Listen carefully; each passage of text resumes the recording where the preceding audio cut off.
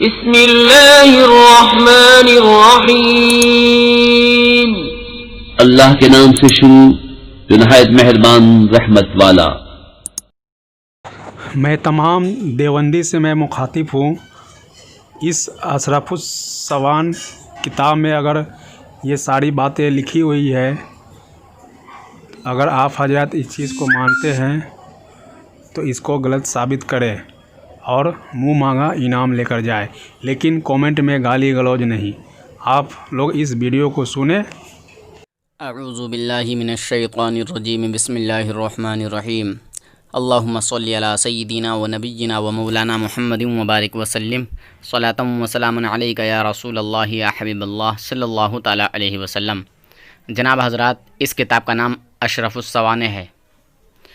یہ اشرف تھانوی کی کتاب ہے جس میں انہوں نے اپنی پیدائش کا ذکر کیا ہے، اپنی میلاد انہوں نے پڑھی ہے تھانوی جی نے۔ بہرحال دیوبندی میلاد کا جو ہے اعتراض کرتے ہیں کہ سنی حنفی بریلوی جو ہے وہ رسول پاک صلی اللہ علیہ وسلم کی میلاد پڑھتے ہیں۔ آئیے تھانوی جی نے اپنی میلاد کو کس طرح پڑھا ہے، اپنی میلاد کس طرح بیان کی ہے، اپنی حقیقت بیان کی ہے۔ جن دیوبندیوں کا دل کمزور ہو وہ اس ویڈیو کو ابھی بند کر دیں، اور جن کو حقیقت جاننی ہے، حقیقت سے واقف ہونا ہے، حقیقت سے آگاہ ہونا ہے، وہ اس ویڈیو کو پورا سنیں۔ اور پورا اس لیے سنیں، میں یہ ثابت کروں گا، اس میں یہ بتاؤں گا تھانوی جی نے خود ہی اپنے قلم سے اپنی ہی کتاب میں لکھ دیا ہے، تحریر فرما دیا ہے کہ وہ اپنے باپ کی اولاد نہیں تھے بلکہ کسی اور کی اولاد تھے۔ اب سمجھ لیجیے جو اپنے باپ کی اولاد نہ ہو وہ کون ہوتا ہے۔ سمجھ رہے ہیں جناب حضرات؟ جلد اول اور دوم ہے یہ۔ بہرحال حکیم الامت، مجدد ملت، حضرت مولانا، اس میں محمد بھی لگا دیا انہوں نے، اشرف تھانوی۔ بہرحال حوالہ غلط ثابت کرنے والے کو منہ مانگا انعام انشاءاللہ۔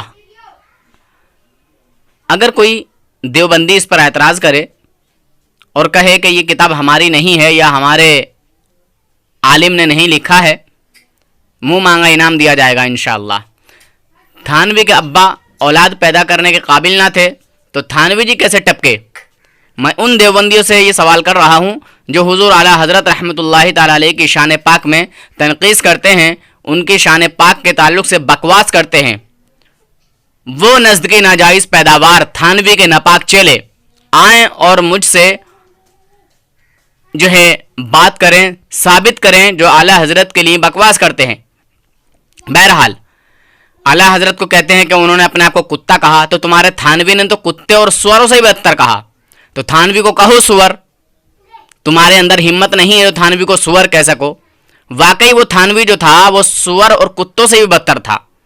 بہرحال اس کتاب کا نام ہے اشرف السوانح، اور یہ کسی اور کی لکھی ہوئی نہیں ہے، یہ اس تھانوی ہی کی لکھی ہوئی ہے۔ اور میں اس لیے بول رہا ہوں کہ میں دیکھتا ہوں کہ کون کون مجھے کال کرے گا، بریلی کا بانس بناؤں گا میں اس کے منہ میں انشاءاللہ۔ پاک صلی اللہ تعالیٰ علیہ وسلم کی شان پاک بیان کرتے ہوئے ان کی ذرا بھی جو ہے زبان نہیں لڑکھڑاتی۔ رسول پاک صلی اللہ علیہ وسلم کی شان پاک میں بے تحاشا گستاخیاں کرتے ہیں۔ بہرحال اشرف تھانوی کے والد، اشرف تھانوی کے جو والد تھے، باپ تھے، ان کو مرض خارش ہو گیا تھا، یعنی خارش کی بیماری ہو گئی تھی، کھجلی ہو گئی تھی۔ بہرحال تو انہوں نے دوائی کھائی، دوائی کھانے کی وجہ سے وہ اولاد پیدا کرنے کے قابل نہیں رہے، جبکہ ان کی کوئی اولاد نہیں تھی، یعنی کوئی بچہ نہیں تھا، جو بھی اولاد ہوتی تھی مر جاتے تھے۔ بہرحال اس کے بعد تھانوی صاحب پیدا ہوئے۔ اب وہ کیوں پیدا ہوئے، کیسے پیدا ہوئے، یہ تھانوی جی اپنی اسی کتاب میں بتا رہے ہیں۔ کہتے ہیں واقعہ یہ ہے کہ حضرت والا کے والد ماجد کو مرض خارش ہو گیا تھا، اور اس قدر شدید تھا کہ کسی دوا سے فائدہ نہ ہوتا تھا۔ کسی ڈاکٹر نے کہا کہ اس مرض کی ایک دوا ہے، اس مرض کی ایک دوا ہے اور وہ بہت فائدہ مند ہے، بہت اکثیر ہے۔ سمجھ رہے ہیں جناب؟ ایک دوا ہے اکسیر ہے مگر قاطع النسل ہے، قاطع النسل ہے، یعنی اولاد پیدا کرنے کے قابل نہیں رہو گے۔ بہرحال ڈاکٹر نے تو یہ بات بتا دی، اب یہ کیا کہہ رہے ہیں، چونکہ والد صاحب مرض سے بہت تنگ آ چکے تھے، تھانوی جی کہہ رہے ہیں والد صاحب مرض سے بہت تنگ آ چکے تھے، اس لیے انہوں نے اس دوا کا استعمال کر لیا۔ اب جو دوا بتائی تھی ڈاکٹر صاحب نے، اس دوا کا انہوں نے، ان کے باپ نے استعمال کر لیا، یعنی اس دوا کو کھا لیا۔ بہرحال کہ بلا سے اولاد نہ ہو تو بقائے نبی سے بقا شخص ہی مقدم ہے۔ والدہ صاحب کو، والدہ جو ان کی والدہ تھیں، ان کو صاحبہ کو پتہ چلا، معلوم ہوا تو بہت پریشان ہوئیں۔ پریشانی کی تو بات تھی، پریشان کیوں نہ ہوتی، بہرکیف والدہ صاحبہ کو جو معلوم ہوا تو بہت پریشان ہوئیں، کیونکہ اس وقت تک کوئی نرینہ اولاد نہیں تھی، کوئی بچہ نہ تھا، سمجھ رہے ہیں جناب، یعنی تھانوی جی کا کوئی بھائی بہن نہ تھا۔ بہرحال شدہ یہ خبر نانی صاحبہ کو بھی پہنچ گئی، ان کو بھی بڑی پریشانی ہوئی۔ انہوں نے حضرت حافظ غلام مرتضیٰ صاحب مجذوب پانی پتی سے، جو اتفاق سے نانا صاحب کے تعلقات سابقہ کی وجہ سے تشریف لائے ہوئے تھے، یعنی مولوی اشرف تھانوی کے نانا کے گھر وہ آئے ہوئے تھے، خیر تو ان سے جو ہے یہ شکایت کی، حضرت میری اس لڑکی کے بچے جو ہیں وہ زندہ نہیں رہتے، لڑکے زندہ نہیں رہتے، ٹھیک ہے۔ ان حضرت سے، مرتضیٰ صاحب سے شکایت کی کہ حضرت میری اس لڑکی کے جو بچے، لڑکی یا لڑکے زندہ نہیں رہتے۔ حافظ صاحب نے بطریق معمہ فرمایا کہ عمر و علی کی کشاکش میں جو ہے مر جاتے ہیں، عمر و علی کے کشاکشی میں مر جاتے ہیں۔ بہرحال اب کی بار علی کے سپرد کر دینا، زندہ رہے گا، سمجھ رہے ہیں جناب، یہاں نسبت دی جا رہی ہے، نسبت کی جا رہی ہے کوئی دیو کا بندر، دیو کا پجاری جو تھانوی کے نانا پر نانا کو، ان کے نانی کو جو ہے مشرک اور گمراہ قرار دے، بدعتی قرار دے؟ اولاد دینے والی ذات تو اللہ کی ہے نا، مگر تھانوی کے جی کے جو نانا ہیں وہ حافظ مرتضیٰ صاحب سے جو ہے شکایت کر رہے ہیں، جو کہ مجذوب تھے اور تعلقات کی وجہ سے تھانوی جی کے نانا کے گھر پہ آئے ہوئے تھے۔ بہرحال اب تھانوی جی نے اپنی اس کہانی کو پورے مکمل طریقے سے اسی کتاب میں لکھ ڈالا ہے۔ اب ہے کوئی غیرت مند دیوبندی جو تھانوی جی کو کہے جا کے اور ان کی قبر پہ جا کے آواز دے کہ تھانوی جی ہماری کیوں ناک کٹائی ہے، کیوں ایسا ہمارے ساتھ میں کیا ہے، ہم تو کچھ اور کہتے ہیں، تم کچھ اور کر گئے، بے وجہ تم نے ہماری ناک کٹا دی؟ ہے کوئی تھانوی کا چاہنے والا؟ بہرحال اور انہوں نے جو ہے پھر بہت ساری تلقینیں بھی کی ہیں، اوپر کچھ اور بھی لکھا ہوا ہے۔ پھر جو ہے فرمایا کہ انشاءاللہ اس کے 2 لڑکے ہوں گے، سمجھ رہے ہیں، جہاں پہلے ہی بتا رہے ہیں ابھی لڑکے ہوئے نہیں ہوں گے، یہ کہتے ہیں کہ مستقبل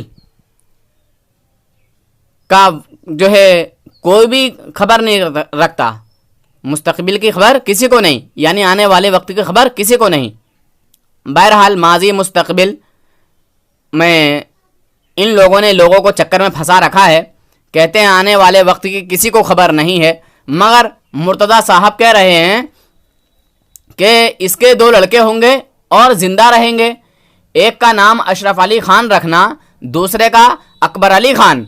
نام لیتے وقت خان اپنی طرف سے جوش میں آ کر بڑھا دیا تھا۔ کسی نے پوچھا کہ حضرت کیا وہ پٹھان ہوں گے؟ وہی پوچھنے کی بات ہی ہے، انہوں نے کہا کیا وہ پٹھان ہوں گے؟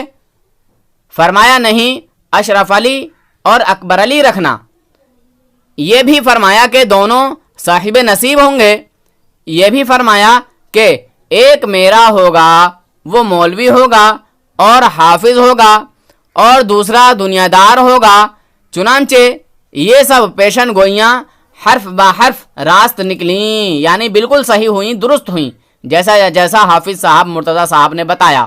جو کہ مجذوب ان کے نانا کے دوست تھے یا ان کے نانا کے گھر کسی رابطے سے کسی ذریعے سے وہ آئے تھے. بہرحال حضرت والا فرمایا کرتے ہیں کہ یہ جو میں کبھی اکھڑی اکھڑی باتیں کرتا ہوں, سمجھ رہے ہیں جناب, کبھی اکھڑی اکھڑی باتیں کرنے لگتا ہوں, انہی مجذوب جو مرتضی صاحب ہیں, انہی مجذوب صاحب کی روحانی توجہ کا اثر ہے جن کی دعا سے میں پیدا ہوا. سمجھ رہے ہیں جناب, تھانوی جی کہہ رہے ہیں جن کی دعا سے میں پیدا ہوا ہوں, کیونکہ طبیعت مجذوبوں کی طرح آزاد ہے, الجھی ہوئی باتوں کی محتمل نہیں. تھانوی جی کہہ رہے ہیں میں جو بھی کہتا ہوں صاف ستھرا کہتا ہوں. بہرحال فیصلہ آپ حضرات کو کرنا ہے. میں نے تھانوی جی کی پوری کہانی آپ کو بتا دی ہے. اب جو لوگ تھانوی جی کے چاہنے والے ہیں, اب مجھے بتائیں کہ مولانا مرتضی حسن صاحب جو بتا رہے ہیں کہ ایک میرا ہوگا جو حافظ ہوگا, مولوی ہوگا, اور دوسرا جو ہے وہ دنیا دار ہوگا. بہرحال تھانوی جی نے خود ہی ثابت کر دیا کہ وہ اپنے باپ کی اولاد نہیں ہے, کسی اور کی اولاد ہیں, اور قاطع النسل ہو گئے تھے ان کے باپ تو. اب پوچھنا مجھے یہ ہے, تھانوی جی ٹپکے کیسے بھائی؟ ویسے تو وضاحت میں نے خود ہی کر دی ہے, یہاں بتا دیا ہے. تھانوی جی نے ہی اپنی وضاحت کی ہے, میں نے تھوڑی کی ہے, میں نے تو پڑھ کے بتایا ہے. تو تھانوی جی نے خود ہی کہہ دیا ہے کہ ان مجذوب صاحب نے کہا کہ ایک میرا ہوگا, حافظ ہوگا, اور دوسرا جو ہے وہ دنیا دار ہوگا. بہرحال اللہ حافظ, فی امان اللہ. آپ حضرات فیصلہ کریں اور اس ویڈیو کو زیادہ سے زیادہ شیئر کریں تاکہ تمام مسلمانوں تک یہ آواز, یہ گفتگو پہنچ جائے.